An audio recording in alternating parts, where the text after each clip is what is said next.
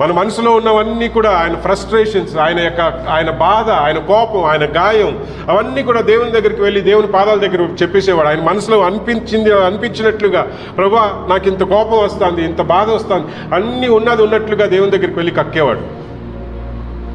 దేవుడు ఏం చేసేవాడంటే ఆ గాయపడినటువంటి ఆ హృదయాన్ని కట్టేవాడు. వాక్యం ద్వారా,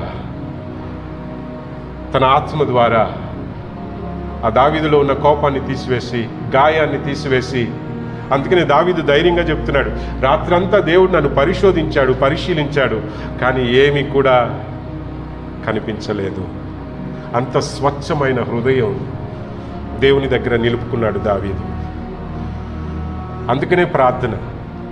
ఎందుకండి ప్రార్థన? అందుకనే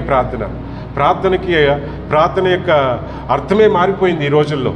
ప్రార్థన అంటే ఏంటి? మన అవసరాలు దేవుని దగ్గరికి చెప్పడమే. కరెక్టే.